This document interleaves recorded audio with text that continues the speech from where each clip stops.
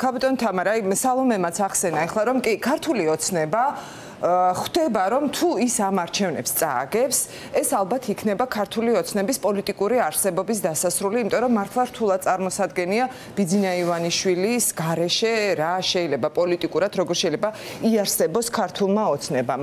ეს რა თქმა უნდა იციან თავადაც და ალბათ ამას ემსახურება ის განცხადებებიც, რომელსაც აკეთებენ ბოლოს საკონსტიტუციო უმრავლესობასთან დაკავშირებით და ამავე დროს ის ნაბიჯებიც, ხო, რასაც დგამენ ძალაუფლების შესანარჩუნებლად ანუ მიდიან ყველაფერზე და ვხედავთ ჩვენ ამას თუ დგება არჩევანი აი მათ შორის ევროკავშირთან მოლაპარაკების გახსნა თუ ქართული ოცნების ძალაუფლების შენარჩუნება ისინი ცალსახად ირჩევენ საკუთარი ძალაუფლების შენარჩუნებას. აი ამიტომ ვახსენე გადაცემის დასაწყისშიც და მინდა რომ თქვენთან გადმოვიდი ამ კითხვით.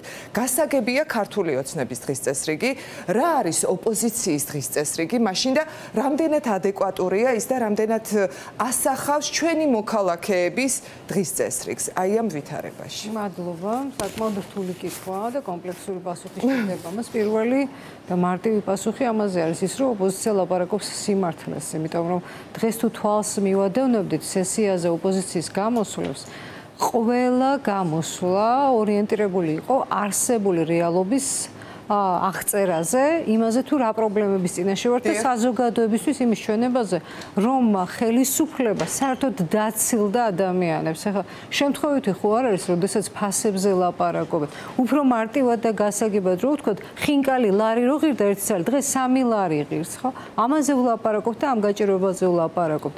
საუბრობთ იმაზე, რომ ხუნჯობს საპასუხოდ. და ახლა ვიღაცისთვის ალბათ ეს საახუნჯო თემაა, მაგრამ გავიდეთ და ვკითხოთ მოქალაქეებს, როგორია მათთვის ეს ტვირთი და რო არიციან ხვალ საიდან მოიტანონ ოჯახში შესატანი საკვების ფული.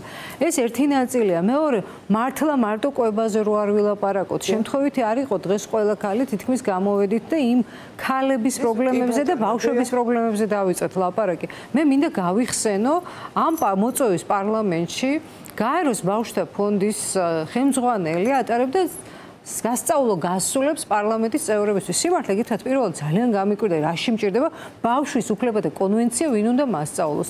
და აი ამ გასული შეხვედრაზე წავედი, უმრავლესობის წევრები იყვნენ და არ ვტყუი ოღონდ. ეს კაცი გთხოვდა, რომ კონვენციის მუხლები წაიკითხეთო. აღონ მართლა და ამას არ კითხულობდნენ პარლამენტის წევრები. ამის შემდეგ მან აგვიხსნა მიზანი რა იყო, რომ 150 წევრიან პარლამენტში 50 მებრძოლი უნდა იყოს საქართველოში ბავშვის უფლებების დასაცავად. მიიღო შედეგი, გამოვიდა სამწუხაროდ. აი, რაში გვეხმარება ჩვენ საერთაშორისო ორგანიზაციები? იმისათვის, რომ ქვეყანაში პედოფილი არ ყვაოდნენ ბავშვებს, არაუპატიურებდნენ ოჯახის წევრები, ბიძები, დედები არ ეხმარებოდნენ და ასე შემდეგ. ამაში გვეხმარებიან უცხოელები, რომლებსაც ებრძვიან ახალ-ახალი ინიციატივებით ქართული ოცნების წარმომადგენლები. ხო, ხედავთ არა რა დისონანსია ქვეყანაში. მე უნდა მოუყო ეს, იმიტომ რომ არ შეიძლება სხვანაირად უნდა ავხსნა, ხო? მაგალითად, აი ეს кейსი, სადაც დედა ეხმარებოდა მის პარტნიორს, ანუ ხელს აფარებდა შვილის გაუპატიურებაში, ხო? აი საშემზარავი ამბავია უბრალოდ. ვერ გახსნეს ეს ბავშვები მეორეობისა და მზრუნველობის ორგანოში. ისინი ვერ მიხვდნენ, რომ ბავშვები ამას მალავდნენ შიშით. და საბოლოო ჯამში ვინ გააკეთა ეს? ისევ იმ არასამთავრობო ორგანიზაციებმა იმათ მოახერხეს სიმართლის გარკვევა ბავშვებისგან ამოღება ინფორმაციის, იმიტომ რომ მათი ცენ ქცევა, მათი ცენ როგორ დაელაპარაკოთ იმ ორგანიზაციებმა, რომლებსაც ებრძვის დღეს ქართული ოცნება.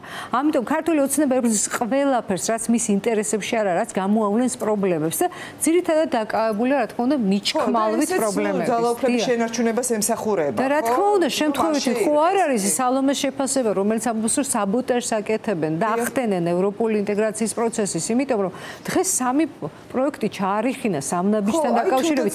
ანრი ოხანაშვილმა, რომელზეც დღესვე გაგვიკეთეს ევროპიდან კომენტარი და თქვეს, რომ ყოვლის მომცველ რეფორმებს ვითხოვთ და არა გადანიშნვის კოსმეტიკურ ცვლილებებს, რაზეც არის საუბარი.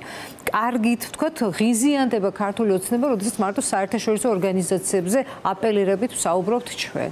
რო ვზივართ ამ შეხვედრებზე და ვეუბნებით, რომ არ გვაინტერესებს, კარგით, საზოგადოების ნდობა უნდა დაიბრუნოს სასამართლო სისტემამ, საგამოძიებო სისტემამ, უსაფრთხოების სამსახურმა.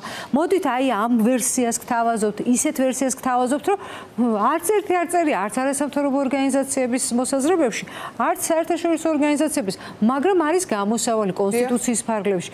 არ სურთ მათ არაფრის გაზიარება, იმიტომ რომ ეს ნიშნავს, რომ მაშინ უნდა აღიარონ პრობლემები, მაშინ უნდა აღიარონ ის, რომ არასწორად იქცევიან და მაშინ უნდა აღიარონ ის, რომ რეალურად დაკარგავენ ძალაუფლებას და ერთი კიდევ შევაფასებ ირაკლი კობახიძის დღევანდელ კომენტარს. პრემიერ-მინისტრი, რომელიც ამბობს, რომ მას უნდა კონსტიტუციური უმრავლესობა პარლამენტში, ის ანადგურებს დემოკრატიას, იმიტომ რომ მას არ ესმის რა არის პარლამენტი, მას საერთოდ არ სჭირდება პარლამენტი, იმიტომ რომ კონსტიტუციური უმრავლესობა ნიშნავს იმას, რომ არავინ კითხვას არ დასვამს პარლამენტში, ხო?